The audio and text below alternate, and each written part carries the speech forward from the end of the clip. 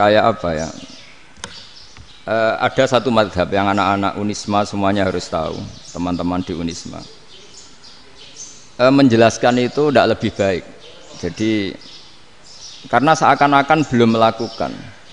Indonesia itu dulu kedatangan Islam itu tidak pernah dipertentangkan antara Islam dan negara, sehingga diskusi itu sudah salah karena para wali itu tidak pernah mempertentangkan Islam dan keindonesiaan atau kebinekaan.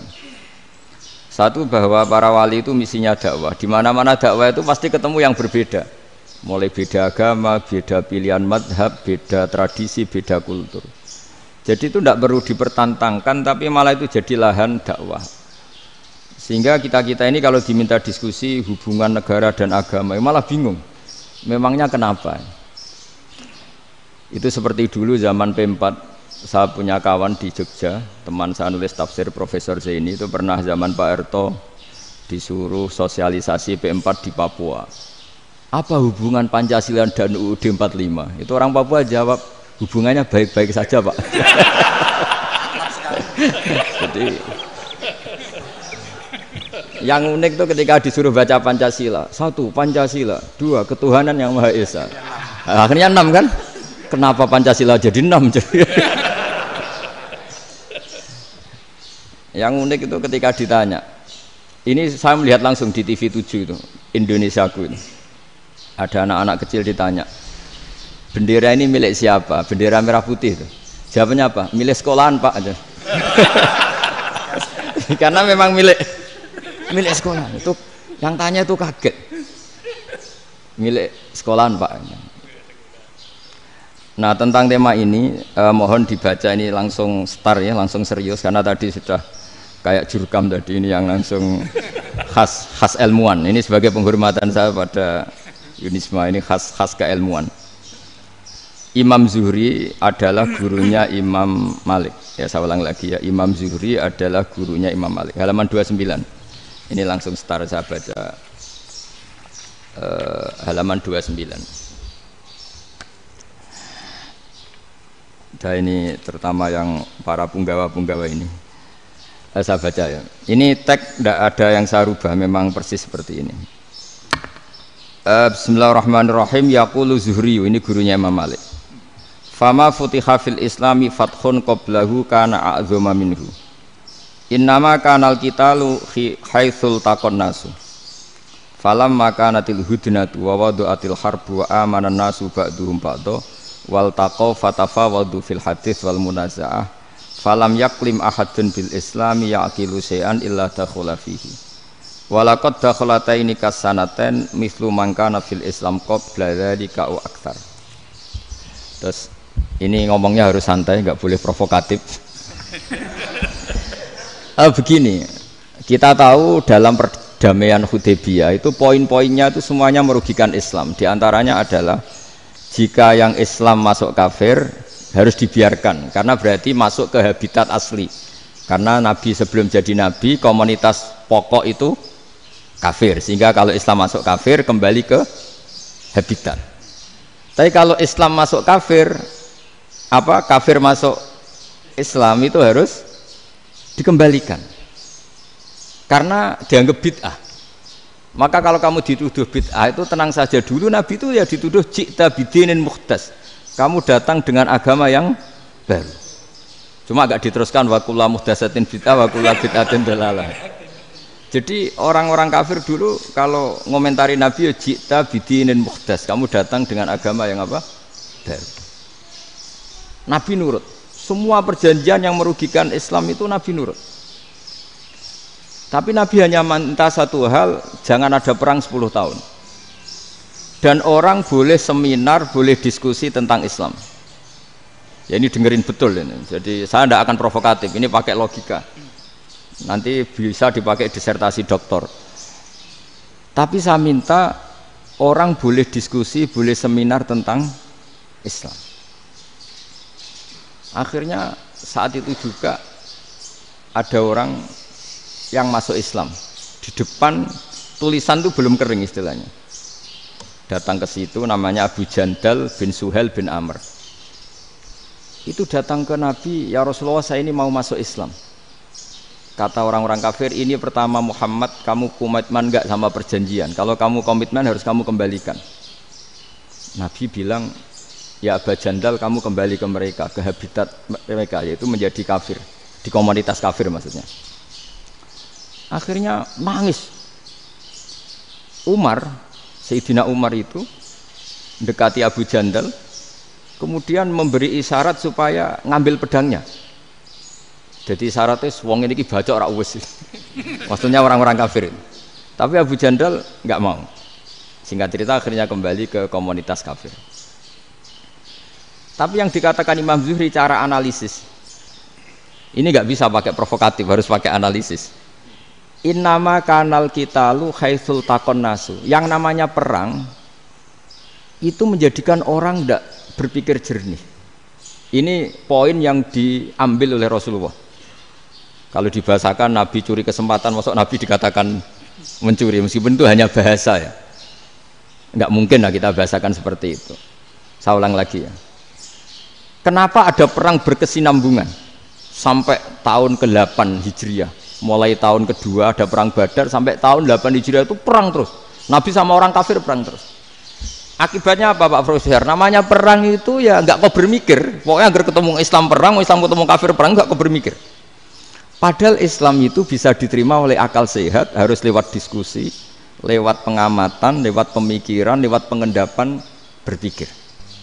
Makanya Nabi tahu ini masalah besar. Kalau orang perang terus, itu gak kober mikir Islam, gak sempat diskusi tentang Islam. Makanya Nabi hanya minta satu poin. Oke, perjanjian ini saya turutin semua, tapi saya minta orang kafir semuanya boleh mendiskusikan Islam, boleh seminar tentang Islam.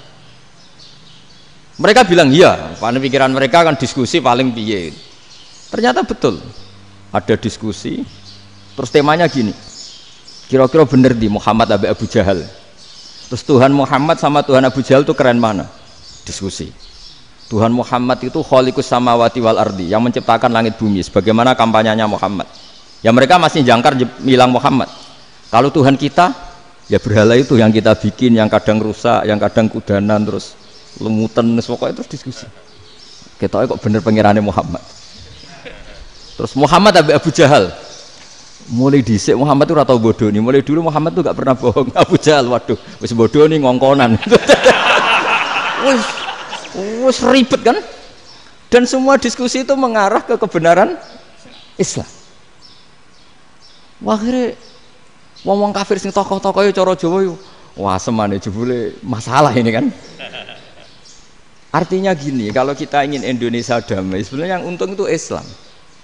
Karena Tuhan yang menciptakan langit dan bumi tentu gak akan diperbandingkan atau akan dikalahkan oleh Tuhan yang lahirnya saja sudah di bumi. Misalnya kita menjual Tuhan Allah, siapa itu yang menciptakan langit bumi, yang ada sebelum langit bumi? Bandingkan dengan Tuhan yang lahirnya di bumi, ada tanggal lahirnya, ada aktenya, itu kan sudah ribet kan? Begitu juga kalau memperbandingkan tokoh. Muhammad itu siapa? Tokoh yang bisa menyatukan pan Arabik, tokoh yang begini-begini, yang sayang istri, sayang keluarga. Dibandingkan dengan tokoh Abu Jahal, Abu Lahab yang corong jauh penggaweannya yang ngerugikan orang lain. Akhirnya orang itu mulai tertarik sama Islam. Makanya kata Az-Zuhri pakai bahasa dulu, falam yaklim ahadun bil Islam. Tapi kalau sekarang yang populer itu bahasa yatakallam. Sebenarnya yang benar itu bahasa kalimah yaklimu kalaman, karena masdarnya itu kalam, berarti sulasi nopo mujarrad. Tapi di fi'ilnya itu mujarradnya enggak kelaku. Jadi di fi'ilnya takallama ya takallamu, tapi untuk masdarnya yang kelaku kalaman. Jadi ini agak unik, agak enggak lazim. Sebenarnya kan takallama ya takallamu takalluman, tapi di masdarnya kalam populer, tapi di fi'ilnya tidak populer. Saya teruskan ya. Ini penting sekali. Jadi menjual Islam, kalau boleh dibahasakan menjual, itu tetap enak dalam kondisi damai. Karena kalau kita perang, itu bawaannya kalau ketemu ya perang. Kalau ketemu perang, sehingga orang itu rakober diskusi dulu. Saat benernya Islam sampai kafir itu bener di. Karena tidak kober diskusi, tidak sempat diskusi, orang yang milih yang kafir. Karena yang mayoritas yang kuat. Sementara Islam zaman itu lemah. Lah Nabi itu yang diminta hudnah, yang penting kita damai. Terus orang boleh mendiskusikan benar mana kita dan mereka. Ya setelah diskusi ya tadi kan nggak mungkin Allah yang begitu keren hebat pencipta langit bumi dibandingkan berhala yang mengurus dirinya sendiri saja tidak bisa. Walhasil terus orang mulai tertarik sama Islam dan aturannya nggak boleh dilarang diskusi itu. Nah makanya saya pernah ditanya beberapa profesor di Jogja, Gus, suatu saat kalau kampus paling keren di Jogja ini ada Islamic Studies, kemudian pengajarnya dari berbagai agama, ini riskan nggak bagi Islam? Saya jawab, asal yang didiskusikan Islam itu nggak masalah, yang repot itu umat Islam. Karena kalau umat Islam yang jadi percontohan, banyak raja yang dolim, banyak pemimpin muslim yang dolim, terus identik dengan Islam itu jadi dolim kan ribet. Ya kalau pas umat Islam, kalau Islam yang kumat kan jadi masalah kan. Nah ini kan terus jadi beda umat Islam sama Islam yang lagi apa? Kumat. Singkat cerita terus Islam mendapat posisi yang luar biasa. Nah makanya di sini diistilahkan falam makanatil hudnah, ketika ada perdamaian wa amanan nasu ba'dum ba'do, orang merasa aman, itu fatafawadu fil hadis wal munazaah, mereka berdebat. Munazaah itu berdebat, keren mana konsep Muhammad dengan konsep Abu Jahal, keren mana konsep Tuhannya Muhammad dengan Tuhan kita, terus diskusi. Dan mereka akhirnya ikrar, wah yang benar ya Muhammad lah. Di mana-mana Tuhan tuh ya sebelum langit dan bumi, di mana-mana Tuhan ya punya reputasi menciptakan. Masa Tuhan reputasinya diciptakan, kayak berhala dan sebagainya. Ibadah juga gitu. Ibadah wong kafir itu kalau tawaf itu telanjang, ibadah Muhammad santun pakai pakaian. Terus akhirnya mereka mulai tertarik Islam. Sehingga saya lihat di beberapa tafsir, saya memang tidak akan ngomong yang tidak serius, ngergani Unisba ben sawangane pemikir serius. Di Quran itu sampean lihat di tafsir Tobari itu ada ayat bal naqzifu bil haqqi 'alal batil fayadmaghuhu fa idza huwa zahid. Qadzafa itu kalau di kamus tak lihat itu takallama bila dalilin. Qadzafa itu ya pokoknya sekenanya. Artinya gini, kebenaran Islam atau kebenaran hak itu kamu taruh sekenanya saja itu tetap menang. Apalagi kamu taruh secara teratur, kamu taruh sekenanya saja itu tetap menang. Sehingga di sini banyak sahabat yang hidup di Cina. Sekarang juga banyak orang alim yang milih hidup di Amerika, banyak orang alim yang milih hidup di Inggris. Dan mereka pede, percaya diri karena kebenaran itu kamu letakkan di mana saja, itu tetap akan menang, akan menemukan momentum kemenangannya. Misalnya gini, contoh paling gampang. Dulu para peneliti, saya ulang lagi, dulu para peneliti itu ya datang kemana-mana, termasuk Ibnu Battuta, termasuk Ibnu Khaldun, ya semua peneliti itu suka neliti. Setelah diteliti, Quran itu satu-satunya kitab suci yang membicarakan sains, misalnya tentang falak, tentang astronomi, tentang asal-usul kejadian manusia, kejadian makhluk, juga bicara tentang geografi, geologis, semuanya.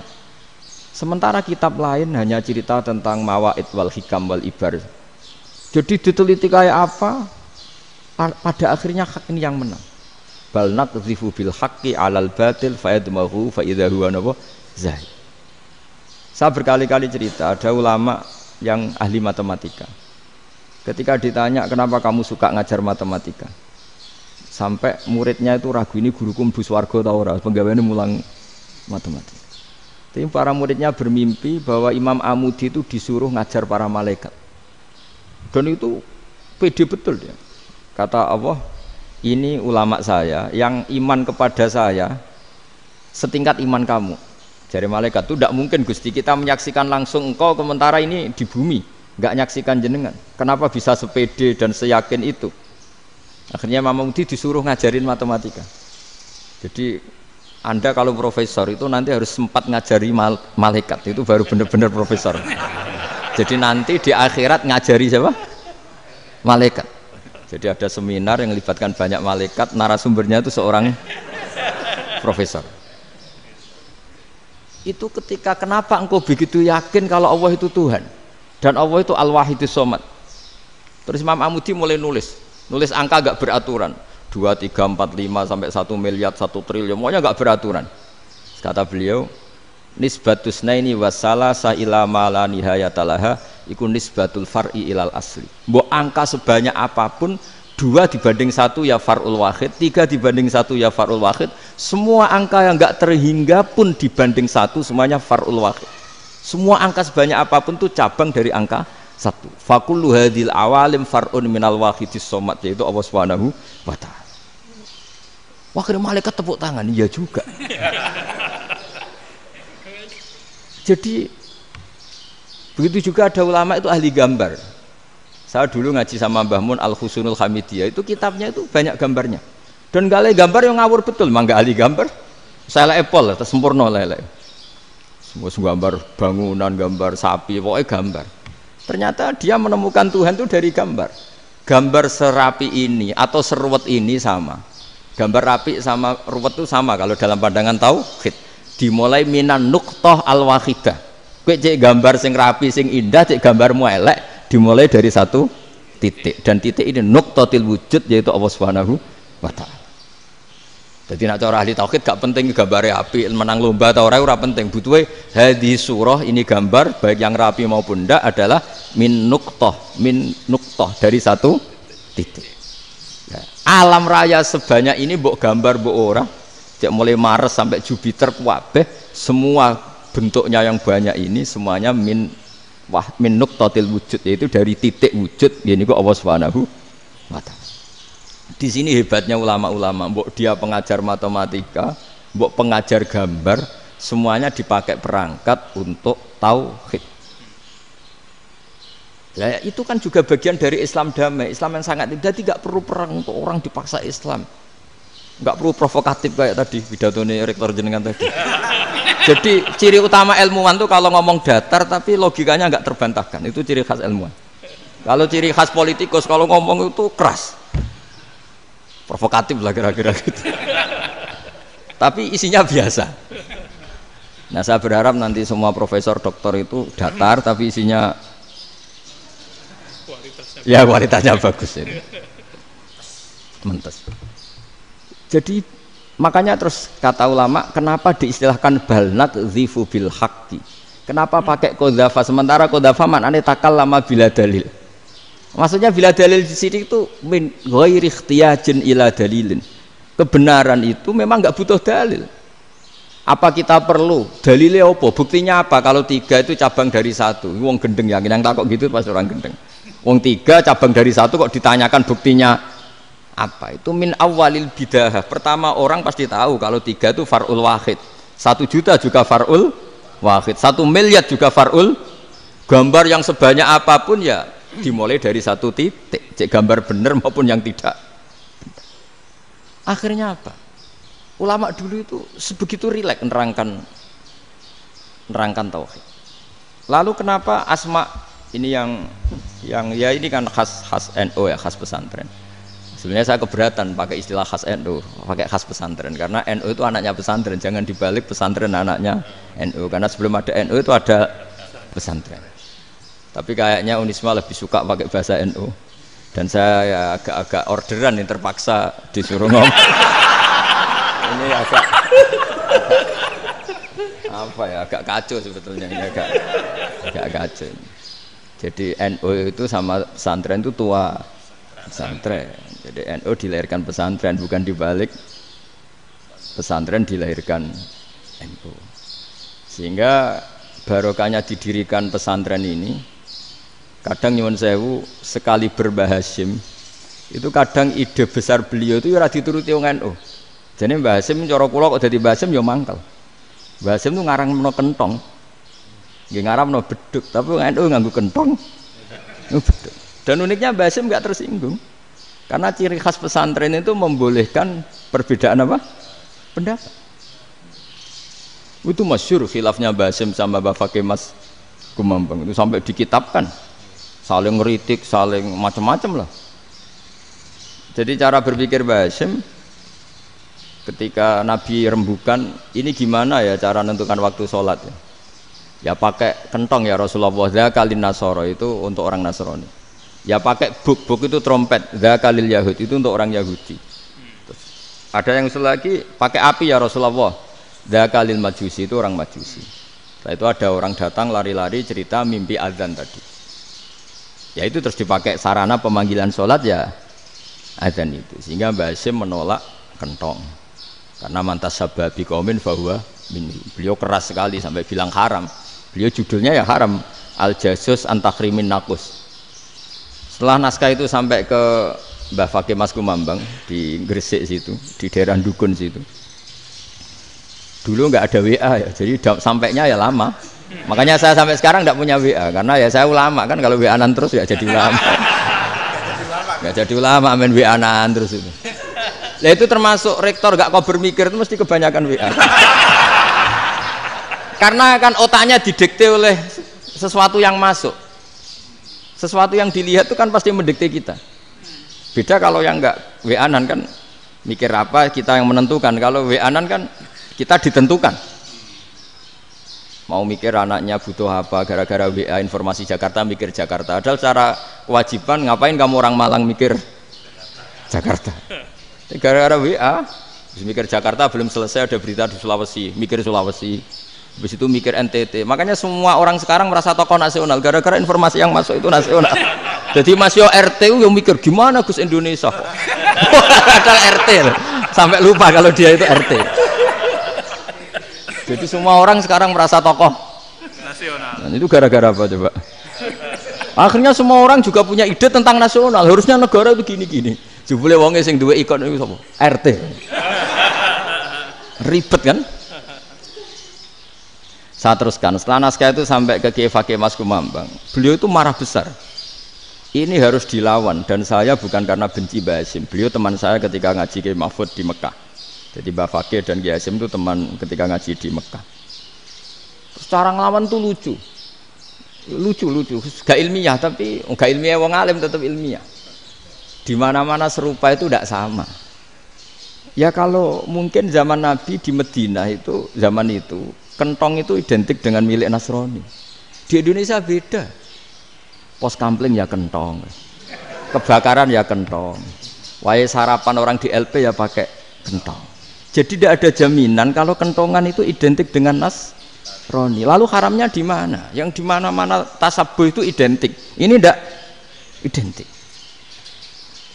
Mulai masalah kan?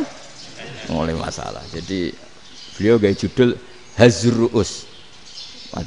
Hazruus itu kepala bergeleng-geleng. Sekarangan kok ngene jadi sekarangan kok provokatif gitu gitu. Nah. Dan itu Mbah Hasyim ya hormat Mbah Fakih hormat Mbah Hasyim. Saya sendiri secara pribadi itu lebih suka pendapat Mbah Hasyim sebetulnya. Karena bagi saya sholat itu sakral, ya sudahlah kalau sakral ya dipanggil dengan sesuatu yang sakral yaitu kalimat thayyibah adzan. Tapi saya tidak akan bilang kalau kentongan itu haram. Karena kalau haram alasannya mirip orang Nasrani. Sementara pos kampling ya pakai kentong, ada banjir ya kentong, ada kebakaran ya kentong. Jadi tidak identik untuk misa atau untuk sholat ala Nasrani. Tapi itu dulu ya rileks saja. Dua beliau itu ya saling menghormati, padahal saling kritik. Dan dulu ulama yang beda madhab itu ya saling menghormati. Imam Syafi'i itu kalau sholat di kawasan Masjid Abi Hanifah ya tidak kunut. Ketika ditanya kenapa kamu tidak kunut, sementara engkau berpendapat kunut itu sunat. Ikroman di hadal madhab, saya sangat menghormati madhab. Imam Ahmad bin Hanbal itu berpendapat kalau orang pakai bekam, pakai iftisot atau hijamah itu batal sholatnya. Sementara Imam Syafi'i mengatakan tidak batal apa sholatnya atau wudunya tidak batal. Tapi Imam Ahmad itu ditanya, apa kamu makmum Syafi'i? Bagaimana mungkin saya tidak makmum sama wali kutub seperti Imam Syafi'i? Padahal menurut keyakinan Imam Ahmad ini sholatnya batal. Ini habis ikhtijam udah wudu. Tapi tetap saja beliau karena perbedaan pendapat di furu' itu lazim. Ya orang boleh berdebat lah. Ketika Unisma datangkan saya, itu saking senengnya kiai, saking sombongnya sampai ngatur kiai, kan nggak pernah bisa diperdebatkan. Itu kan orang boleh debat kan? Itu saking angkuhnya apa saking senengnya kan nggak jelas kan? Kan dan orang boleh setuju pendapat saya, yaitu ngatur kiai itu haram. Setuju juga Pak Rektor, ekspresi mahabbah itu ya macam-macam. Dulu sahabat ya gitu, sahabat itu ada yang nggak kenal wajahnya Nabi sama sekali sampai akhir hayatnya. Ketika ditanya, lo kamu itu sahabat kok nggak tahu wajahnya Nabi? Saya tidak pernah berani memandang Nabi karena ijlalan lagu, terlalu menghormati saya sehingga tidak berani memandang wajahnya. Ada sahabat sing penggaweane delok wajah Nabi sampai bisa nyifati alfiu faminunil hajib, sampai bisa nyifati detail karena delok wajah Nabi itu ibadah. Ada seorang wali ditanya, kalau kamu di surga ingin nggak melihat Allah? Enggak. Loh, tapi semua orang ingin melihat Allah. Unazzihu dzalikal jamal an-nadhari misli, ben gak elek-elek Allah tak delok terima aku. Wong ra jelas. Berarti kok delok pangeran. Banyak. Jadi justru tapi karena saking takzimnya.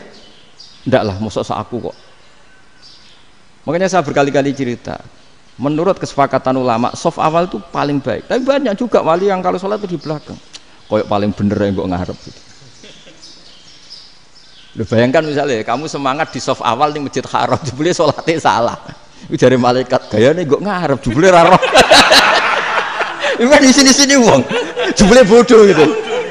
Gayane kok ngarep jebule.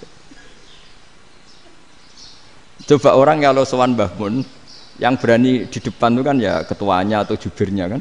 Yang merasa ndak pati pinter-pinter kan mesti di pojokan. Artinya sudut pandang seperti itu ya sah saja, apa? Sah saja. Makanya banyak sahabat yang jarang sowan Nabi, alasannya takut ganggu Nabi. Banyak yang sering sowan Nabi, alasannya seneng Nabi. Yang sowan ya seneng Nabi, yang enggak sowan alasannya seneng. Lu Nabi itu tokoh, punya keluarga, punya anak. Kalau saya sering sowan berarti sering ganggu. Yang sering sowan dia alasan ini khazanah kita harus istifadah. Jadi zaman dulu dia biasa dua sahabat, yang satu milih mahabbah itu milih sering sowan, yang satu juga mahabbah milih tidak sering. Karena pertanyaannya bisa dibalik kan, sering sowan apa sering ganggu coba. Nabi Abedar, assalamualaikum. Nabi nimang cucunya, assalamualaikum. Ayo bener yang sowan apa bener yang enggak kalau seperti itu. Akhirnya terus diatur sedemikian rupa oleh Quran. Walau annahum sabaru hatta takhruja ilaihim lakana khairal lahum. Jadi sahabat kalau mau sowan Nabi ya nunggu di sufah. Kalau Nabi keluar berarti milik publik. Sekali masuk ke dalam tidak ada sahabat yang berani sowan. Itu la tadkhulu buyutan Nabi illa ayyudzana lakum. Kalau soal sampai masuk dalam harus nunggu dipanggil. Karena sekali Nabi masuk dalam itu milik privat keluarga, milik istrinya, milik cucunya, milik keluarganya. Jadi Nabi sekali keluar ke ruang itu berarti milik publik. Itu terus jalan tengah. Karena kalau langsung masuk, bayangkan saya itu sering menyaksikan. Mbah Mun habis ngaji 2,5 jam ngaji Jalalain, baru masuk, assalamualaikum. Padahal yai mungkin mau ke kamar mandi, mau ini itu. Jadi dulu itu Quran sangat modern. Sebelum ada dokter ngatur tamu, rektor ngatur tamu itu Islam sudah modern. Dia kan gak fair kan? Misalnya saya ke Unisma harus janjian pakai ini, terus kalau misalnya ke sini selonang-selonang kan lucu kan, mentang-mentang kiai terus digosowan-sowanan selonang-selonang. Padahal kalau kita mau ke mereka pakai protokol. Sering tidak fair dunia ini, tapi karena aku kiai ra oleh gelo ya sudah. Akhirnya saya memutuskan gak gampang kemana-mana karena itu. Saya sering didatangi ajudannya menteri, Gus mau ada tamu dari Jakarta tanggal ini, mesti saya bilang, mereka milih tanggal yang mereka kosong, kok tidak mikir apa saya pas itu kosong. Tak jawab enggak lah, sebelum diatur bahasanya dan tawaduknya gitu. Akhirnya dibalik, datang lagi, Gus jam dengan kosong apa kita menyesuaikan. Lah itu lagi dia akhlak kata saya. Itu baru punya akhlak kata saya. Bukan masalah ini, bukan masalah gengsi ya. Saya sendiri itu dolan ke alumni itu jarang, karena ya takut. Kiai kan ya nganggur, jam 9 nganggur, jam 10 nganggur. Bisa saja alumni itu kerja di pabrik, bisa saja yang latihan ekonomi di pasar. Jika kalau saya datang jam 9, iki kiai sing nilai santri ini, apa kiai sing ganggu santri. Nah karena orang ini melakukan rutin, gak kok berpikir, pokoknya ngono jenenge silaturahim. Mau nyerah kok berpikir, padahal kalau diangen-angen ini kiai yang nilai santri ini, apa kiai yang ganggu santri ini karena datang di jam kerja. Nah, bayangkan kalau kebenaran dulu itu dikawal oleh satu peradaban perang. Jadi Nabi sesuai diangen-angen mbek Nabi. Perang Badar menang Nabi, perang Uhud menang wong kafir, perang ini gonta-ganti. Apapun itu yang penting satu kesimpulannya, cara Rasulullah kesimpulannya satu. Orang tidak kober mikir kebenaran secara mengendapkan pikiran dengan pikiran jernih. Maka hebatnya Nabi ketika perjanjian, pokoknya saya minta nggak ada perang. Dan orang boleh mendiskusikan Islam. Itu luar biasa idenya Nabi. Karena bawaan perang itu wong kan nggak kok bermikir. Ibarat seorang misalnya seneng satu perempuan, ketemu rivalnya langsung perang kan nggak mikir. Tapi kalau kau bermikir, dia ngenangen cawe wedok iku ora seneng aku. Untungnya apa untuk wong ayu ora seneng, malah mau loro hati. Terus sudahlah, buruan dialihkan kemana kan gitu. Itu nak mau amen WA nan tukaran lewat SMS atau tarung langsung ora kau bermikir. Tapi kalau kau bermikir, akhirnya berpikir nih. Perempuan tadi sebenarnya yang disenangi siapa? Oke, ternyata senang Pak Erick. Sudah kita ngalah. Karena tidak ada nikmatnya kan menikahi perempuan yang sama sekali tidak mencintai kita. Tapi kalau nak kau berpikir pokoknya diprovokasi, wah kue kalah mbak A, kue kalah mbak B. Pikirannya kan, ojo sampai kalah. Bareng wis menang ternyata ada mas. Lah. Nah bayangkan Islam itu seperti itu dulu, dipertarungkan. Luang Islam itu dinu aklin, agama yang diterima dengan akal sehat. Tapi sekarang ukurannya perang. Yang menang berarti benar, yang menang benar. Kan terus jadi repot. Itu Nabi tidak ingin, makanya Nabi ingin sudahlah, nggak ada perang. Nah, makanya kata Imam Zuhri, fathul Islam terbaik adalah orang boleh diskusi tentang Islam dan tidak ada perang. Lagi-lagi penting, tidak perang itu penting, silmun itu penting, perdamaian itu. Setelah tidak ada perang, akhirnya fatafawadu fil hadis wal munazah, orang boleh diskusi apa saja, termasuk boleh adu polemik. Konsep satu Tuhan dan Tuhan banyak diperdebatkan. Akhirnya Nabi secara rileks bisa menjelaskan. Muhammad, urusan kita banyak. Kalau Tuhannya satu tidak cukup, Tuhan harus banyak untuk menyelesaikan berbagai urusan. Ada Tuhan bagi rektorat, bagi macam-macam kan. Ada Tuhan untuk ngurusi utang, ngurusi BPKB, macam-macam. Terus kata Rasulullah, enak saja Nabi jawabnya. Ya kalau kamu punya majikan banyak, perintahnya beda-beda, kamu mangkel enggak, bingung enggak? Ya susah mat, kalau majikannya banyak, perintahnya beda-beda, kita jadi repot. Seneng mana? Seneng majikan satu. Ya sudah, Tuhanmu itu majikan kamu. Kalau Tuhannya banyak, perintahnya macam-macam, kamu yang repot. Akhirnya ya sudah mat, Tuhannya satu aja. Nah, itu ya barokahnya diskusi tadi, barokahnya enggak perang. Daraballahu mathalan rajulan fihi syuraka'u mutasyakisuna wa rajulan salamal lirajul hal yastawiyani masalah. Terus alhamdulillah. Jadi orang yang paling kafir pun saat itu taslim. Nah, ini kembali ke kalimat la ilaha illallah. Saya tidak perlu provokatif, pasti teori saya itu benar. Bukan saya bilang benar itu karena sombong, enggak. Ini sesuai teks. Misalnya begini, benar enggak kelompok takfiri yang suka ngafirkan orang lain? Itu pasti tidak benar. Logikanya gampang. Orang yang kafir 70 tahun saja dengan melafadzkan la ilaha illallah menjadi muslim. Masa dengan kalimat yang sama yang muslim menjadi kafir? Itu logikanya kan enggak ketemu. Orang kafir 70 tahun untuk menjadi muslim disuruh baca apa? La ilaha illallah. Tapi gara-gara baca la ilaha illallah nyekel patok jadi kafir. Pertanyaannya, loh ini kalimat apa? Kalimat untuk mengkafirkan apa kalimat untuk mengislamkan? Karena yang kafir dengan kalimat itu menjadi Islam, ternyata yang Islam dengan kalimat itu menjadi kafir. Itu ketemu enggak cara logika itu kan enggak ketemu kan? Makanya cara pikirannya Abul Hasan Asyadzili, dan saya setuju pikiran itu. Istighfar ini boleh orang Jawa Timur protes karena kadang beda manhaj, tapi jangan protes saya, protes Abul Hasan Asyadzili, kualat mesti sampean. Ketua Torekoh napa?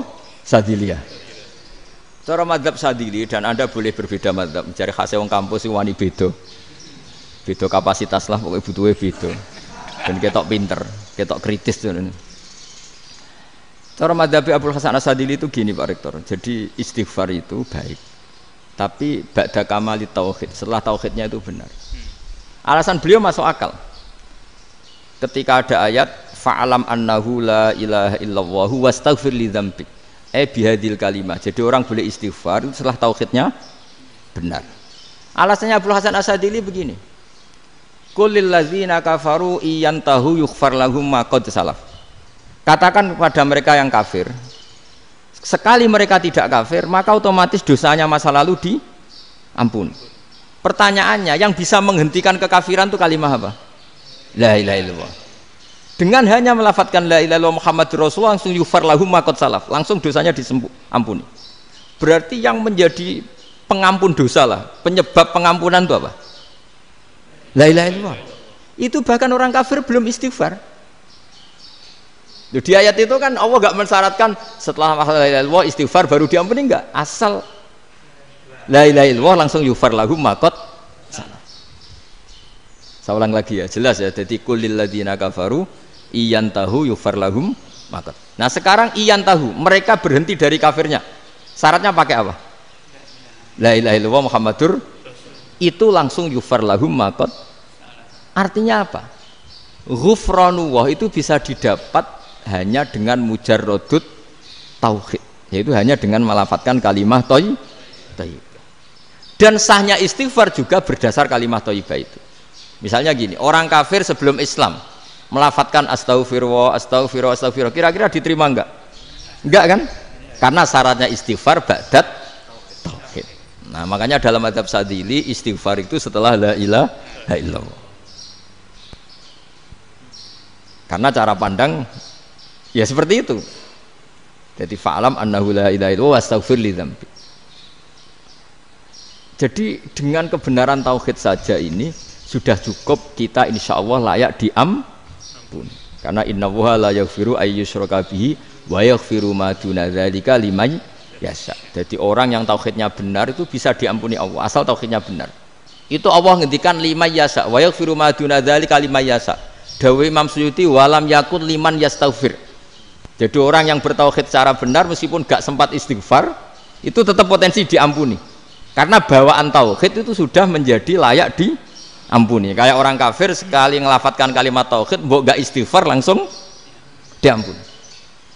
Nah, karena melihat seperti itu terus orang berlomba-lomba memperbanyak jumlah ngelafatkan la ilaha illallah. Jadi kita yang alim, kita semua, saya tidak bilang saya, kita termasuk yang di pinggir-pinggir saya ngaku alim yang ora masalah lah soalnya. Kita semua yang alim-alim itu tahu bahwa la ilaha illallah itu super. Sudah bawaannya tauhid, juga punya kelayakan diampuni. Nah, kemudian nasib kita agak sial. Malah kalimah ini dituduh bid'ah, dituduh khurafat. Mergo Nabi enggak pernah tahlilan, Nabi enggak pernah. Nabi enggak pernah tahlilan, kalau diartikan Nabi ora tau maca la ilaha illallah, aneh gak kalimah itu. Nah, ini provokatif ini. Jadi ini sudahlah keanehan-keanehan ini kita terima karena ciri utama wali, ciri utama ulama itu wa'udhu fisabili, harus pernah disakiti. Jadi kalau Unisma sakit karo dituduh apa? Dituduh bid'ah itu berarti belum calon ulama. Calon ulama itu wa'udhu fisabili, harus disakiti.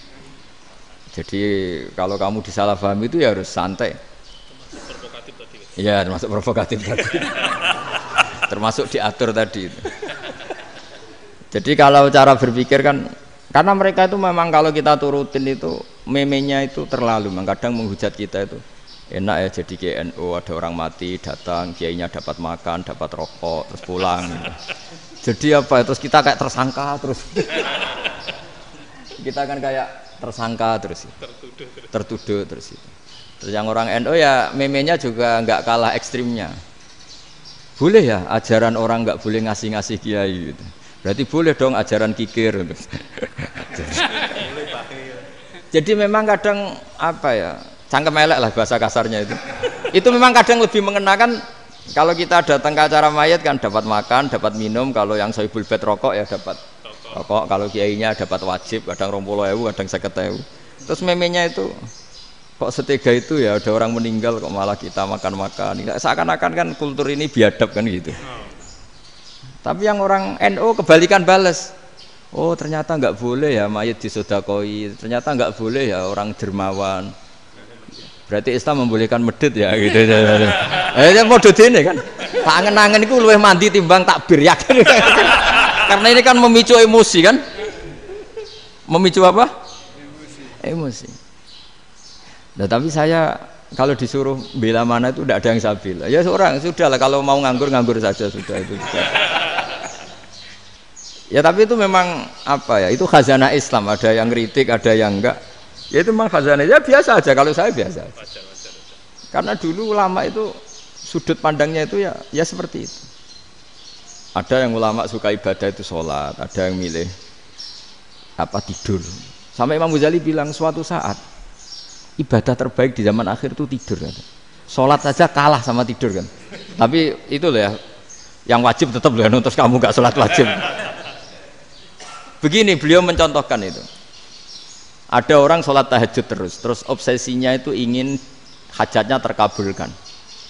Sementara yang tidur obsesinya nikmati rahmatnya Allah, boleh tidur, bisa tidur. Kata Imam Ghazali, timbang kita tahajud terus nuntut pangeran aduk turu katanya. Mergo engko di akibat terus setan memberi bisikan, "Lho nyatanya kamu tahajud ya gak terkabul." Berarti cerita bahwa Nabi ngendikan kalau doa tahajud mustajab enggak. Daripada ngono ki aduk turu ora tau ndonga. Timbang ngabri-abri Islam timbang ngelek-ngelekin apa? Islam. Jadi ulama itu mulai dulu itu sudah berpikir. Banyak orang menjadikan tahajud sholat malam itu media untuk hajatnya. Dan kalau nggak kesampaian ini mutung. Nyalahkan kiainya ijazah ramandi. Macam. Daripada ngono ora usah apa? Tahajud turu. Dan jenis kayak ini tuh banyak. Makanya ulama kayak saya itu saenake dhewe itu ya jarak. Saya sering didolani mukhibin terus bilang, "Gus, saya doakan gini-gini saya mau nyalon bupati atau saya gini." Saya bilang, "Gak waduh orang ndonga, nek ra mandi darane ulama dongane ra mandi." Nak mandi kamu jadi bupati tetap nganggep karena beli. Sopo sing ora roh bupati saiki gak beli. Ribet kan? Ketika mereka jadi ngunsurkan doa kamu apa karena kemarin beli? Yang beli maksudnya, nggak beli nggak usah tersinggung. Jadi ribet ngadepin. Nggak artinya gini loh, doa itu jangan dipakai begitu loh. Kalau minta nasihat, tak nasihati jadi bupati yang baik, gubernur yang. Kalau minta doa itu resikonya. Akhirnya kiai kalau diminta doa ya doa, sebenarnya diisinya itu nggak doa kemenangan. Itu nggak selamat gitu. Karena ribet. Makanya Islam itu doa itu setelah iman. Aturan iman benar baru doa. Aturan iman benar termasuk Allah itu yaf'alu ma yasha, boleh melakukan yang dikehendaki. Allah enggak boleh terdikte oleh doa kita, enggak boleh. Ya saya ulang lagi ya, mazhab Hasan Asyadzili ini khas kita. Jadi la ilaha illallah itu didahulukan sebelum istighfar. Tapi kebalikannya mazhab Imam Sanusi itu dibalik. La ilaha illallah itu kalimat yang sakral. Karena yang sakral dibutuhkan muqaddimah. Yaitu yang melafadzkan harus yang sudah bersih, yang sudah steril baru melafadzkan la ilaha illallah. Maka dalam mazhab Sanusiyah istighfar dulu baru la ilaha illallah. Nah, cara mazhab Abdul Hasan Asyadzili kebalikan, istighfar itu sah setelah sahnya tauhid. Kamu ikut mana tuh? Asyadzili apa Sanusiyah? Alhamdulillah sama-sama tidak paham ya sudah. Akhirnya sudah. Ya enggak kemana-mana kan gitu. Jadi apa ya? Terus ini saya teruskan, ini biar khas pesantren atau khas NU lah, kalau bahasa Pak Rektor khas NU. Ini Ben sampean tahu beberapa perbedaan itu lazim, halaman 24. Ya, halaman 24 sama 25.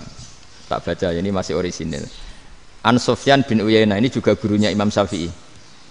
Kata Sufyan bin Uyainah, beliau cerita, kana Isa wa Yahya alaihi salam ya'tiyanil qaryah. Fayas'alu Isa an syirari ahliha. Wa yas'alu Yahya an khiyari ahliha. Jadi Nabi Isa dan Nabi Yahya itu satu generasi, sama-sama masih muda. Kalau di satu kampung yang Nabi Yahya tanya, ini keluarga terbaik siapa? Saya mau nginap di situ. Karena kumpul orang baik itu nyaman. Kalau Nabi Isa kebalikan, keluarga terburuk mana ya, saya tak di situ. Nah terus akhirnya faqala lahu Yahya lima tanzilu ala syirarin nas. Kenapa kalau kamu bermalam kok malah kumpul orang-orang yang nakal? Innama ana tabibun udawil mardo. Saya ini nabi barat dokter. Di mana-mana dokter yang ngumpuli yang sakit, ngobati yang sakit. Makanya di NU itu ya banyak kiai jazab mengumpuli yang nakal-nakal. Nak tepak yang ngentas yang nakal, nak ora tepak ya katut. Ini adu nyali lah sudah gitu. Tapi itu ada ilmunya, yaitu niru Nabi siapa? Isa. Kalau kamu dokter penelitian tuh cari daerah yang banyak pandemi apa yang bersih? Yang banyak pandemi, karena yang namanya penelitian ya di situ kan. Kalau kamu dakwah ngentas kemiskinan, ke daerah miskin apa daerah kaya? Nah, sama kalau ngentas kefasikan, ke daerah fasik apa daerah orang soleh? Fasik. Ya, tapi itu Nabi Isa. Nah kalau kamu tidak Nabi kan potensinya kan Tapi setidaknya bahwa kita sering disalahkan karena punya beberapa tokoh yang ngancani fasik-fasik, itu sebenarnya ada dalilnya, yaitu Nabi siapa? Isa. Nah, terus masalah tegas dan lunak. Ketika ada mahasiswa misalnya pacaran, boncengan lanang dan perempuan, itu pilihan kita apa? Kalau tegas, terus gak mau mendengar kita. Misalnya gini, contoh gampang, tak beri contoh Pak D. Jangan orang tua, nanti secara fikih itu beda. Nah ini kan kita orang pesantren, biasa ngaji fikih detail. Kamu Pak D seorang perempuan, mahasiswi misalnya, sering pacaran. Setiap ke situ sama pacarnya kamu diam saja. Padahal kamu dosen keislaman. Mesti pamanaan kamu nyimpulkan, ternyata pacaran itu tidak apa-apa. Buktinya Pak D itu tidak negur, menengai. Ini berarti as-sukut alal mungkar. Tapi kebalikannya, Pak D ini terkenal keras. Nak rono mesti ada aku ponaan. Akhirnya yura rono. Mesti ngerti nak mesti diamuk. Nah, dua orang ini sama-sama gagal kan? Yang lunak menjadikan ponaannya pacaran terus karena enggak negur sehingga dikira membolehkan. Sing keras juga enggak sempat bina wong rono era wani. Akhirnya dua orang ini sama-sama enggak ketemu, sama-sama enggak berkesempatan membina kan? Gagal membina kan? Karena yang keras ponaannya enggak pernah situ, berarti enggak bisa bina kan? Yang lunak membiarkan berarti juga ada bina. Nah, Islam itu antara dua itu. Ya agak terlalu lunak, enggak terlalu keras. Karena kalau terlalu keras, misalnya ada kiai terlalu keras, lu masyarakat mau tanya itu gimana? Lari kan? Lu saya ini punya pengalaman pribadi. Saya ini kan kecelok orang alim. Itu kalau pernah ya saya itu berusaha ya pokoknya ya umumnya orang alim lah, tenang terus anteng, enggak gejlok-gejlokan. Itu enggak ada yang tanya. Saya mimpi ketemu beberapa ulama itu disalahkan. Terus umat saya kalau mau tanya itu ke siapa? Wong alim wis wibawa, meneng tambah banget wibawane. Kalau Quran sering gojlok rektor macam-macam. Terus wong wanita kok, saya biasa ke pasar pandangan dicegot orang. Gus, putri saya itu sering keluar darah tapi melebihi batas haid gini-gini. Kalau badhe sowan jenengan, gak usah sowan ning kene mbek ngadeg-ngadegan. Terus tanya, yang haid berapa hari, Gus? Ya supaya rudat ilal adat. Adat sebelum dia punya penyakit istihadah itu berapa? 6 hari ya sudah, kembali 6 hari lainnya mustahadah, tetap sholat, tetap normal. Tapi kalau saya wibawa, moro pasar gue tasbih seduwilu. Iku mesti wong salaman njaluk donga yakin. Tapi baru kayak rada uraan ketemu wong-wong, dol pening ndi? Mak pening ndi? Gus beneran Gus ketemu jenengan kula wingi badhe tuwa kok. Akhirnya tanya. Dadi uraanku iku amdan. Lha nek sampean asli, iki asli uraan. Karena ndak uraan lah tetap ndak wibawa kan. Jadi baru kayak uraan itu ya banyak. Saya itu kalau ngantor di Jogja itu banyak orang yang tanya. Ya biasa tuh tanya macam-macam. Karena saya uraan. Ke pasar ya orang, bahkan di bis sering ketemu orang. Wah beneran Gus kalau badhe sowan jenengan badhe tanya ini. Ya sudah di sini aja. Jadi semua itu diilmoni.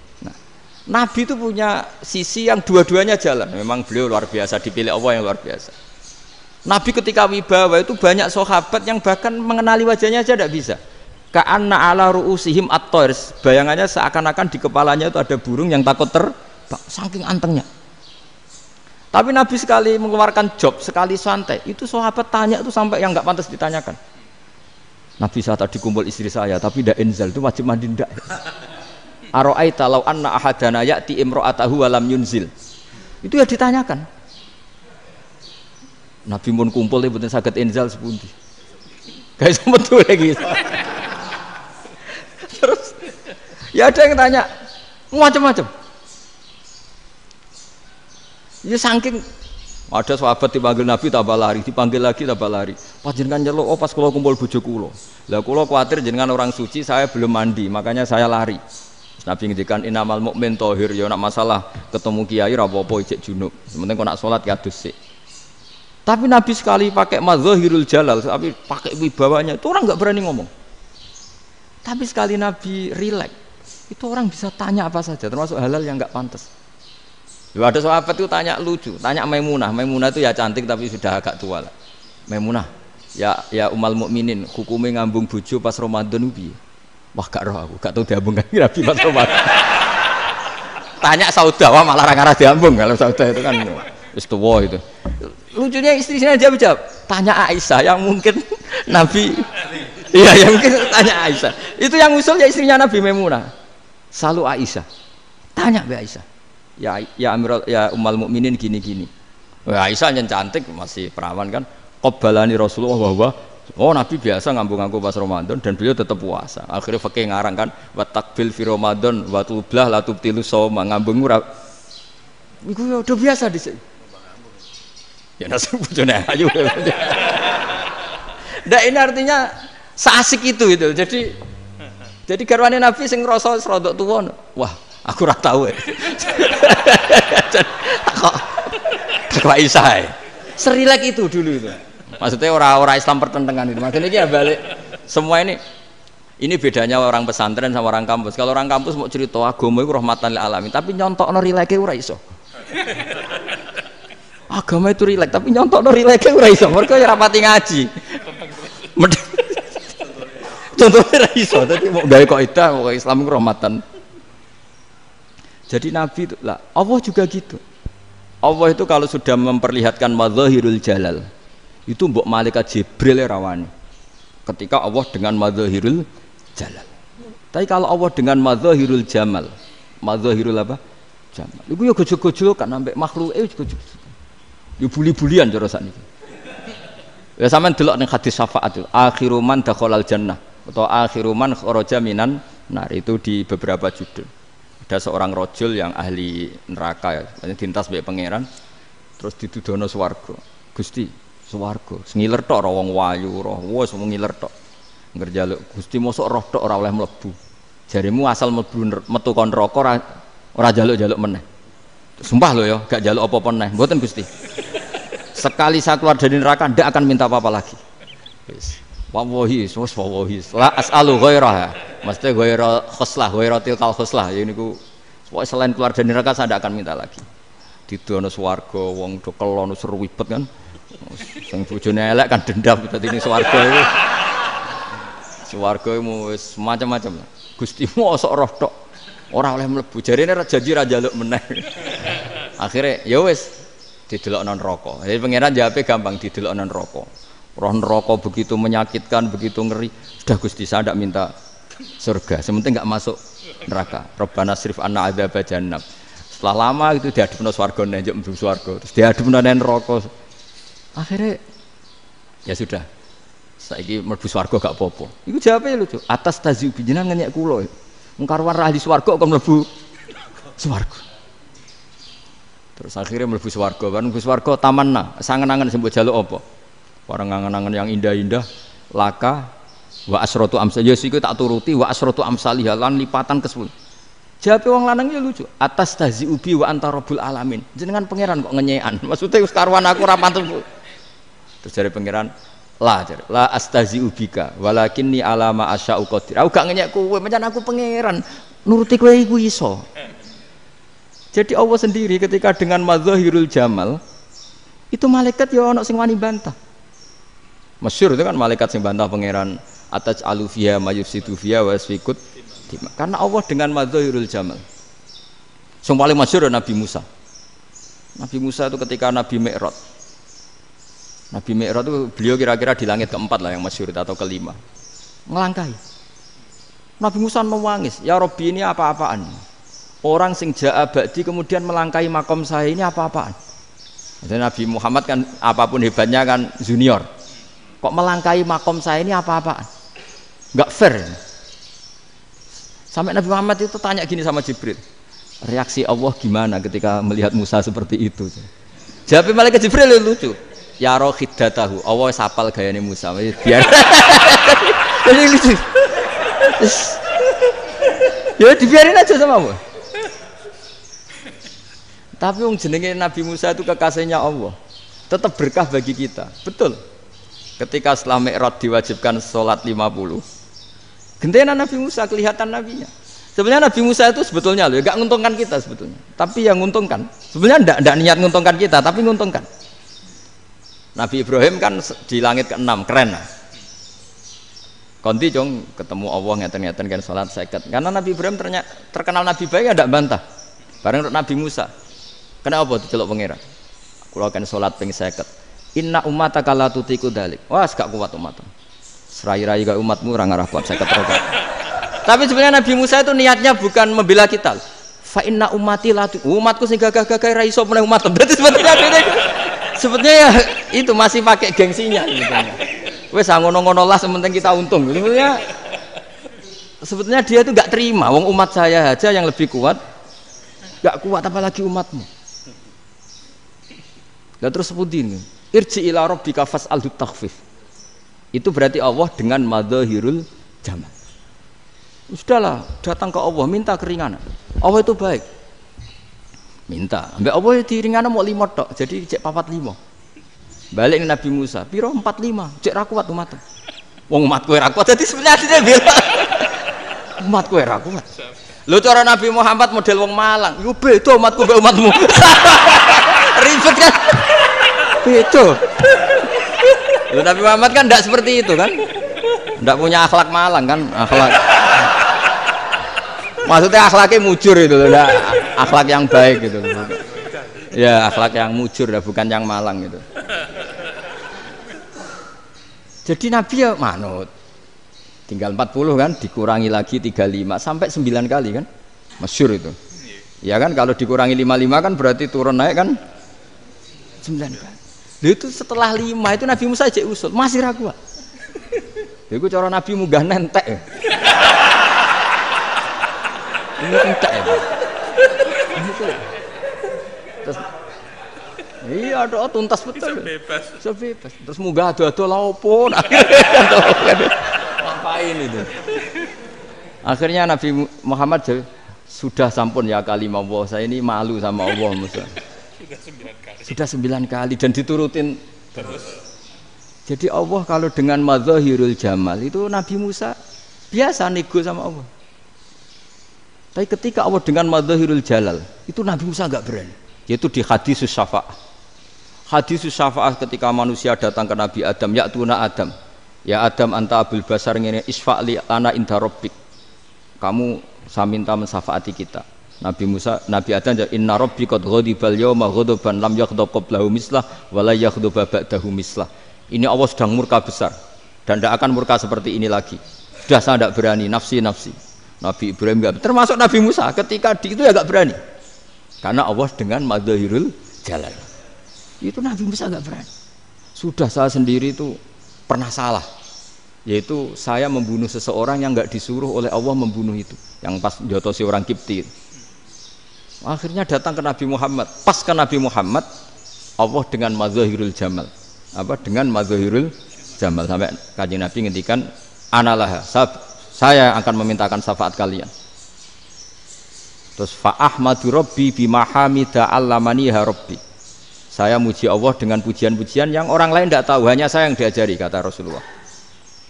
Nah di sini menurut banyak ulama termasuk kitab yang saya baca, kenapa Muhammad sebagian namanya Ahmadu?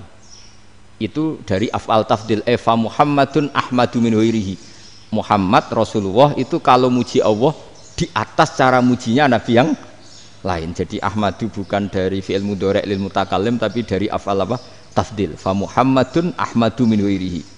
Bahwa Kanjeng Nabi Muhammad sallallahu alaihi wasallam itu cara mujinya Allah di atas pujian para nabi.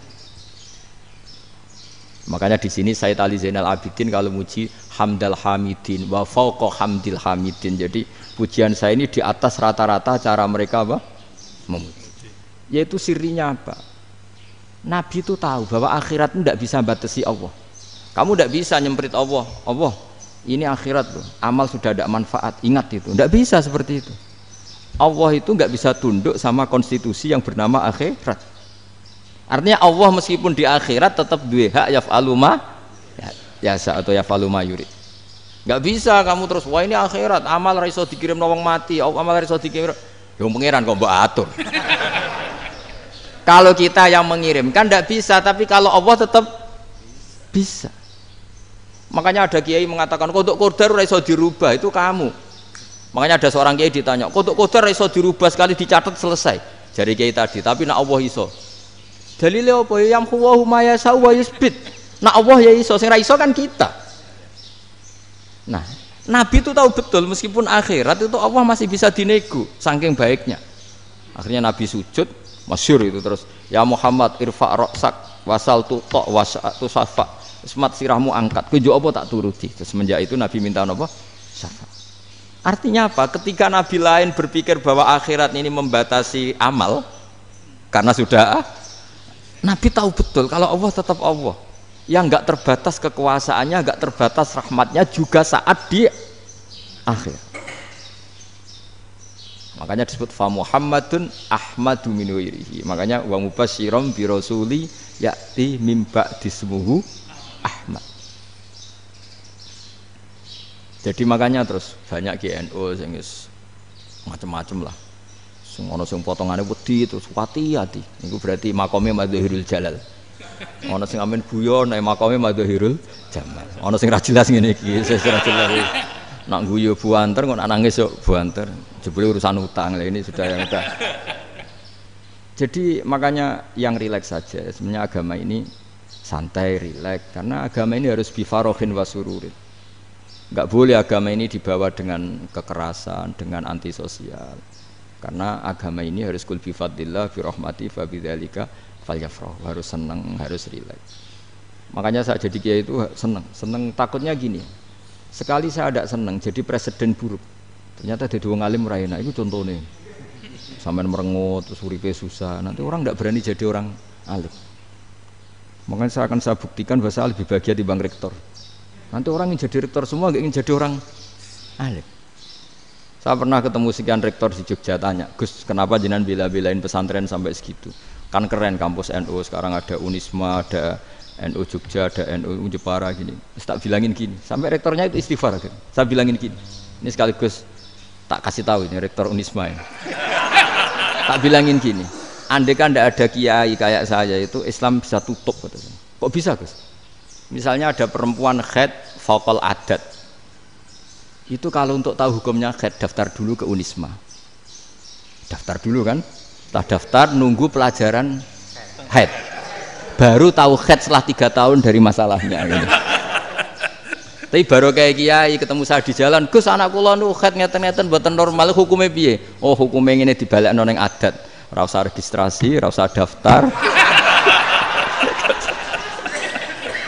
Jadi ya harus ada istighfarnya lah. Unisma juga harus istighfar, semuanya harus istighfar. Karena ada sisi yang nggak mewakili kebutuhan Islam. Tapi saya sebagai kiai juga istighfar. Karena fakta hukum mengatakan yang boleh jadi KUA yang jabat, yang boleh kemenak yang punya gelar. Dan ini yang mengawal Islam secara undang-undang karena mereka yang bikin. Nah, karena kiai tidak punya gelar tidak bisa jabat di situ. Saya juga istighfar. Jadi tidak sampai entok yang istighfar. Karena yang kebutuhan ini terwakili yang punya gelar. Tapi yang punya gelar juga harus istighfar tadi. Mosok kepen roh hukum haid ngenteni kuliah se. Ngentek itu aja nanti nunggu guru yang pas mata pelajaran itu. Ya, terus kapan dekne salate wong jawabannya belum ketemu. Tapi baru kayak saya kan ketemu di jalan tanya. Gus saya sering ketemu. Gus saya ini bapak angkat. Mau nikahkan putri saya itu gimana itu kalau cerita wali sebenarnya anak saya sok, kalau nggak cerita nggak sah karena saya bapak angkat. Itu banyak. Hanya tak akali ya sudah wali yang sebenarnya taukil pada hakim tanpa diketahui, tapi hakikatnya itu taukil hakim. Itu kan tidak gampang. Nah, tapi kalau tanyanya di kampus registrasi dulu, daftar dulu, baru tahun berapa ada pelajaran itu? Semester 5 baru tanya. Iya kan? Semester 5 ya? Iya. Oh, itu kan. Jadi jangan kira terus sistem Unisma itu yang terbaik di dunia, enggak juga kan enggak juga. Dan sistem-sistem yang lain maksudnya ada aja.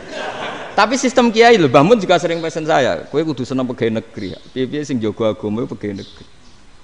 Kemarin pas acara 7 harinya Gus Robah sama matur itu di depan para kiai. Setelah saya jadi kiai ya itu nyata.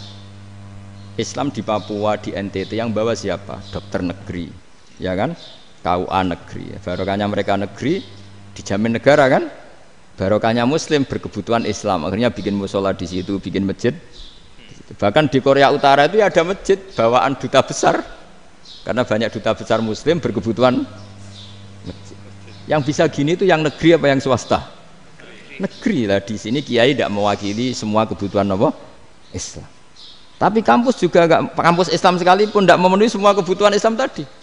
Masa orang tanya kan nunggu semester berapa tadi? Semester 5 masih daftar dulu. Nunggu pelajaran itu. Payahnya pas ketemu dosennya, saya tidak pernah ribet kan? Pas dosennya cowok gitu. Jadi sudahlah, makanya ini. Iya, makanya ini kan bentuk kearifan lah. Jenengan ngakui fungsi kiai kayak saya itu bentuk kearifan. Saya juga ngakui jenengan itu butuh kearifan. Saya sering didolani KUA itu. Itu rata-rata ya didikan kiai. Kompilasi hukum Islam itu banyak ya, janda cantik. Contohnya harus cantik, kalau jelek nggak mungkin terjadi kan. Ada janda cantik kebetulan suka kawin tapi takut zina. Saya ulang lagi, suka kawin tapi takut. Itu seringnya gitu Pak Rektor. Jadi dia kawin bosen, bilang ke KUA, Pak saya sekarang mau nikah sama ini. Loh, tapi kamu mau punya suami. Ya tapi kan nggak tercatat Pak. Itu KUA-nya rata-rata itu nggak berani. Meskipun nggak tercatat, karena secara fikih meskipun nggak tercatat tetap dia seorang perempuan yang bersuami, maka nggak boleh nikah sama orang lain. Jadi coba kalau nyun sewu KUA hanya ngikuti hukum formal, yang penting di catatannya nggak punya suami, ya dinikahkan saja kan. Tapi mereka enggak, karena didikan kiai nggak berani. Artinya gini, kalau hanya pro hukum catatan sipil, maka ini dinikahkan bisa karena nggak tercatat. Tapi secara hukum santri nggak bisa dong menikahkan perempuan sing dadi zaujin yang punya suami. Jadi barokahnya kerjasama yang baik. Jadi di masyarakat itu tertanam didikan kiai, nggak boleh nikahkan perempuan yang bersuami. Tapi di KUA ngikuti hukum formal. Dan di Indonesia itu KUA itu rata-rata konsultasinya ya sama kiai.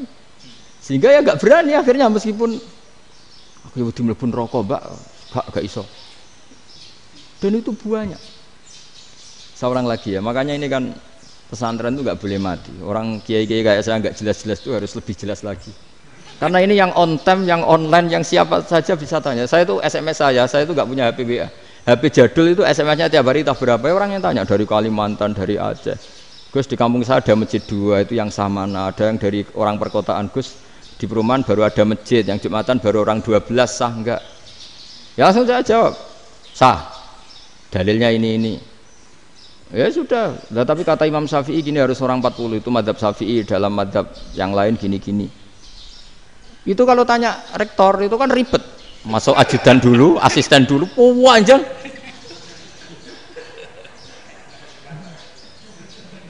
Wah itu kan ribet kan? Manggil dosen, dekan VAI dipanggil, dekan VAI nggak mau langsung jawab, cari dosen yang nekuni itu. Usul fikih, saya nekuni itu baru seminar, nunggu dulu mbak, ini orangnya baru. Panjang kan? Bisa tutup Islam kalau kesuwen. Coba kalau tanya kiai kan nggak ketemu di jalan. Dulu Mbah Zubair kata Mbah Mun, saya termasuk santri yang diapresiasi Mbah Mun. Dhisik Mbah Zubair yang ngono, anak nong takok pesuan gak oleh. Gak takok ning kene. Jangan biasa ditanya orang ngadeg-adegan. Ya alhamdulillah ilmunya cukup, kalau gak cukup ya kok sik. Jadi sebetulnya orang sopan itu ya agak-agak ada yang ditutupi sebetulnya. Mboten prayogi teng dalan nginjang mawon matur. Ya sebetulnya ya sebenarnya memang ilmunya agak cukup gitu. Tapi itu sebenarnya secara fikih itu haram, menunda itu haram. Ya haram tuh, coba bayangkan ya, kalau tanyanya sekarang, Gus saya ini sudah keluar darah 1 bulan penuh, padahal normalnya hanya 6 hari. Saya nanti sholat enggak? Kalau nginjang mawon dugi kula, berarti kan hari ini belum ada keputusan. Sholat apa enggak kan? Tapi karena modus tadi, boten prayogi nggih ngendikan ngoten teng dalan nginjang tengen kula. Itu kemungkinannya 2, sopan atau goblok, itu saja. Kayaknya kalau sopan enggak lah. Kayaknya enggak lah kata. Karena secara fikih itu jelas haram. Bagaimana mungkin sesuatu yang harus dipraktekkan nanti duhur dijawab besok, berarti duhur, asar sampai subuh belum ada jawaban, berarti enggak ada sholat kan? Ya, makanya dibutuhkan orang-orang alim yang kultural seperti ini, dan NU menghormati kultural. Tapi Mbah Mun juga sangat menghormati Islam formal, karena tadi produk-produk formal itu bisa dilembagakan oleh negara, dan itu kita ikut untung. Makanya Mbah Mun itu kalau punya tamu KUA, punya tamu polisi sampai pejabat itu. Kenapa saya contohkan KUA? Supaya jangan kira seperti pendapat orang-orang hasud, Wah, ya mesti aja disolani presiden seneng, menteri seneng, enggak juga. Sebenarnya semua kiai itu mulai KUA sampai polisi, polsek, polres itu seneng semua. Karena sama-sama diajak mengawal bangsa ini, diajak mengayomi semua masyarakat. Tapi kadang-kadang masyarakat ngeritiknya, jenenge kiai disolani menteri ya seneng presiden. Padahal yang sowan kiai itu ya mulai KUA, Kapolsek, kepala desa, RT, Mudin. Itu Mudin kalau tanya ya lucu-lucu. Gus kalau nate nyembelih pitik kemanian, pitike gede man. Akhirnya wis ngerti nak kemanian langsung tak sebelah meneh. Terusane ku sah ta ora. Ribet. Ya tak jawab, lah pitike pas iku jek urip ta ora? Terus urip Gus. Wis sah cara mazhab Malik kerja urip. Karena itu ada perdebatan antara mazhab Malik dan mazhab Syafi'i. Nah, cara Imam Syafi'i itu agak ketat. Hewan yang punya kehidupan sudah mutharibah, misalnya ayam jago, contohnya harus jago, karena kalau ayam kecil diikhlaskan haram. Jadi yang cilik wae kan gitu. Fikih itu ya, fikihnya orang Indonesia itu pecundang. Kalau ayam kecil nggak ditanyakan, mate ra wis. Kalau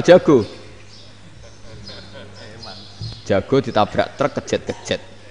Andai kan nggak disembelih pun mesti mati. Itu cara mazhab Syafi'i itu haram. Karena penyembelihan ini tidak menjadi penyebab kematian, tapi memang karena kecelakaan tadi. Tapi cara mazhab Imam Malik enggak.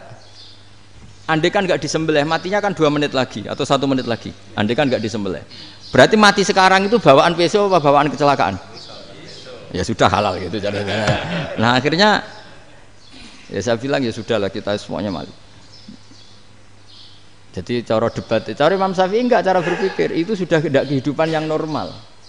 Yang dimana-mana penyembelihan itu mematikan yang hidup normal. Jadi agak ketat. Jika dalam contoh kemanian, kalau dalam bahasa Jawa nyembelih agak sempurna terus pesonya jatuh atau apa itu, kalau pakai mazhab Syafi'i agak kesulitan. Jadi kalau mazhab Malik asal diselesaikan secara fauron dan juga sebagian mazhab Syafi'i itu halal. Nah orang mesti tanya gitu, Gus, wedhusku tabrak truk, eman Gus kejet. Tapi nak pitik cilik ra ditakokno. Makanya termasuk kritiknya Mbah Mun, tapi ini madzhabnya Mbah Mun ya. Kamu boleh ikut boleh ndak karena ini urusan ndak penting.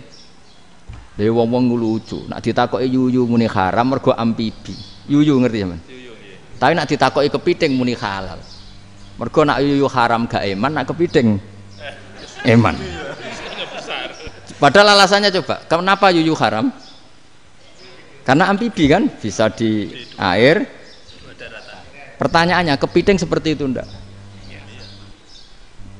Nah, tapi kepiting kalau haram kan eman. Karena besar kan. Kalau yuyu silahkan haram kan gitu.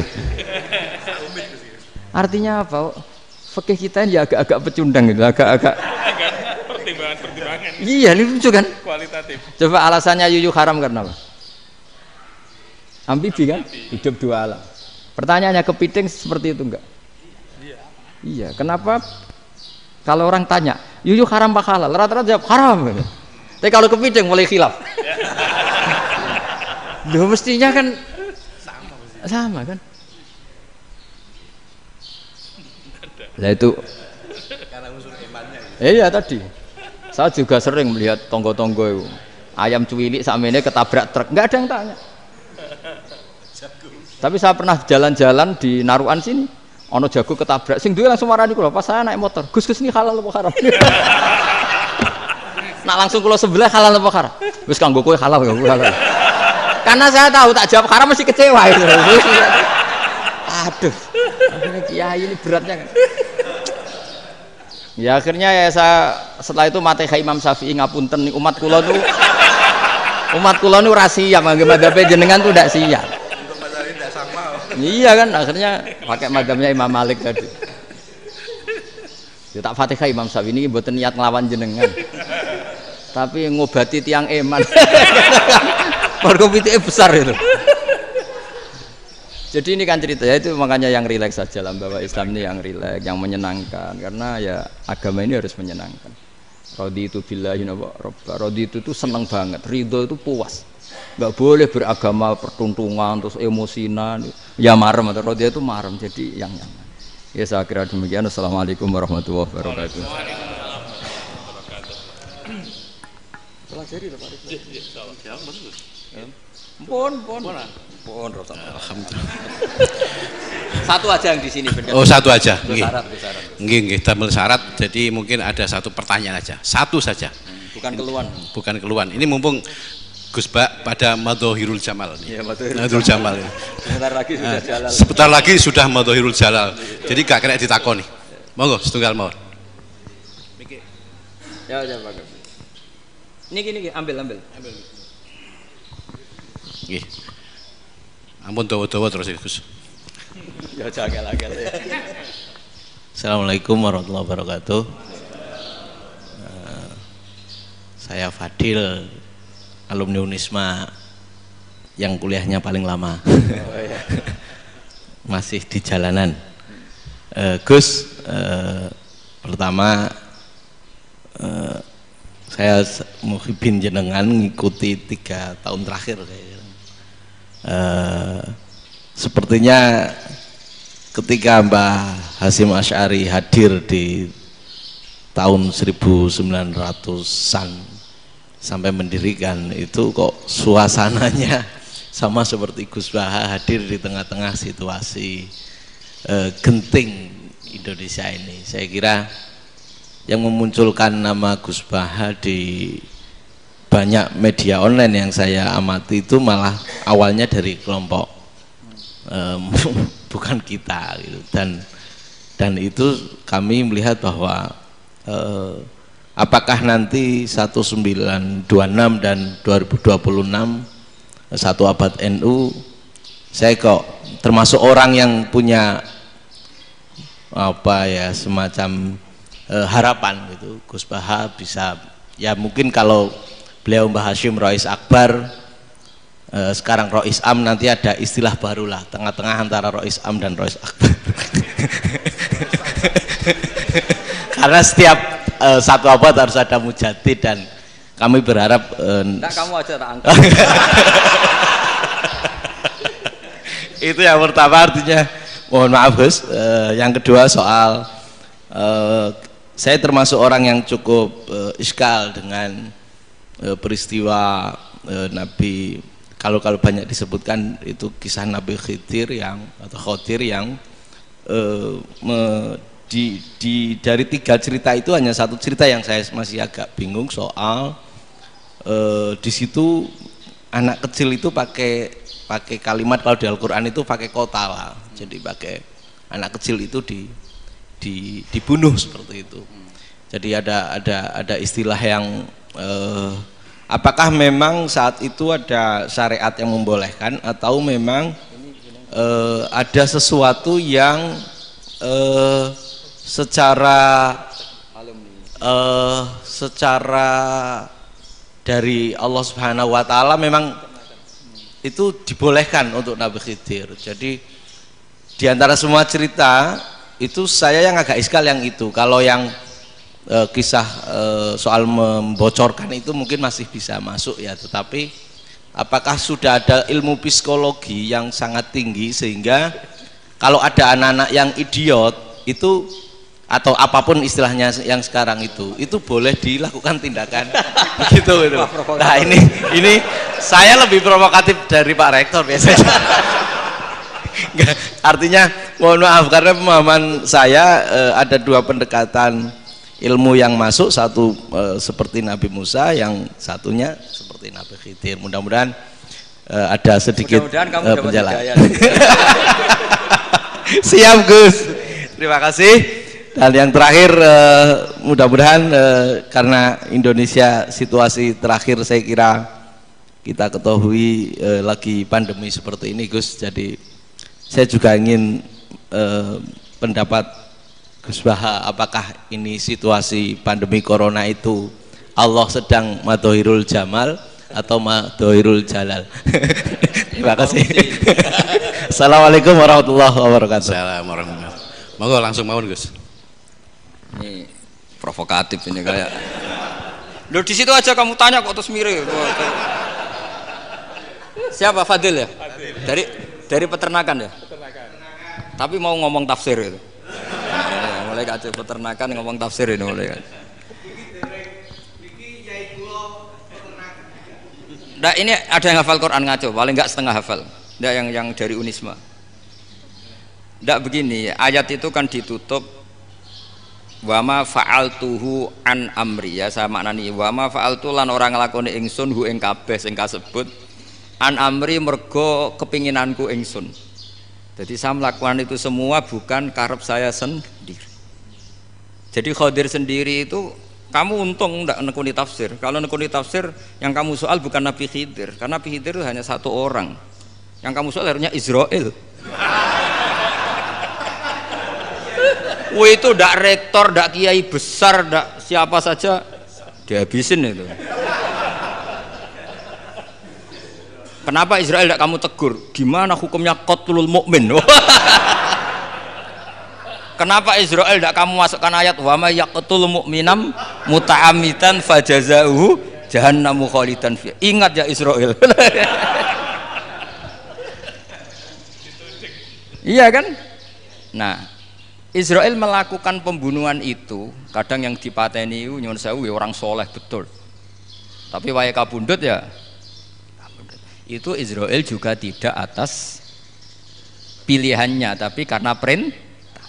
Nah, Khadir itu bukan nabi syariat, kira-kira mirip kayak Israel, karena beliau bukan nabi syariat. Jadi ini agak aneh, ini kan orang nekuni tafsir kayak saya sampai berjilid-jilid kitab. Saya kemarin mata saya agak sakit karena saya nangis itu sudah 2 hari. Bukan mikir sampean, tapi mikir ilmu ini harus ada yang mempertahankan. Karena apa ya, nekuni ilmu itu kan ribet.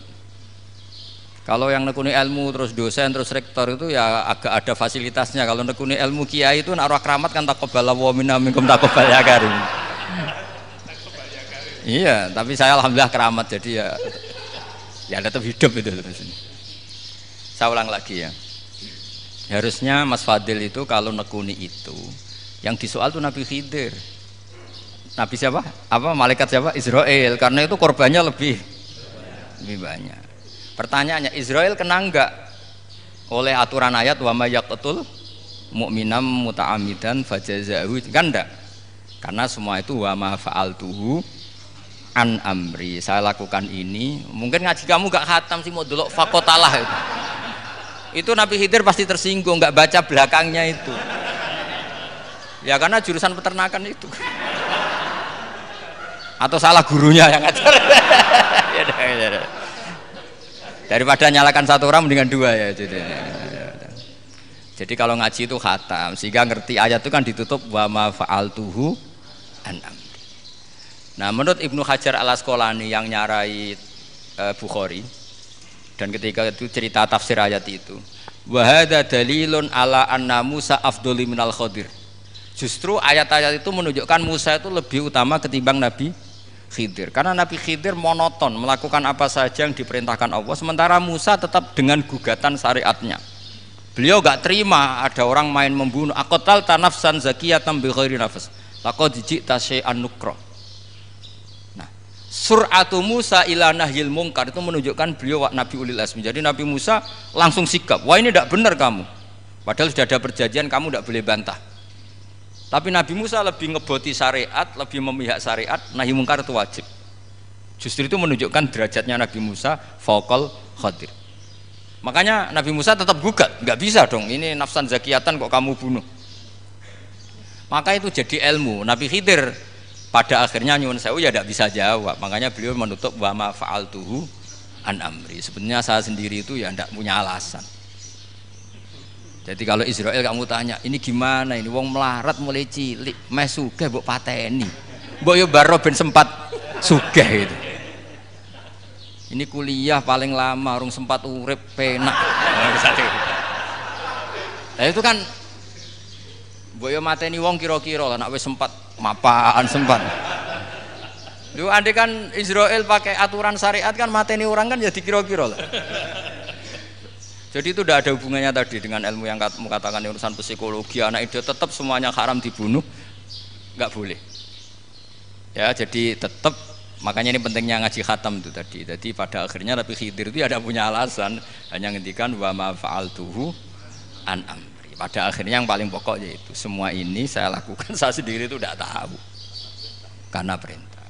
Jadi Untung kamu gak nyoal Nabi Israel. Kalau nyoal diinjem ribet kan. Ini orang tadi pas seminar Gus Bak ngeritik saya. Wah. Jadi itu pinter kamu. Yang kamu soal Nabi Khidir. Jadi enggak itu. Ya kalau nyoal Israel resiko tinggi itu, resiko tinggi. Tapi yang jelas gitu ya, makanya tradisi pesantren seperti ini harus terus karena yang punya tradisi khatam. Saya tuh kalau ngaji kitab tidak khatam tuh tersiksa karena tadi kadang-kadang yang depan-depan tuh tidak jawabannya di belakang kan tadi wa ma fa'altuhu an amri. Dzalika ta'wilu ma lam tasti alaihi sabra. Jadi ya sudah kira-kira seperti itu.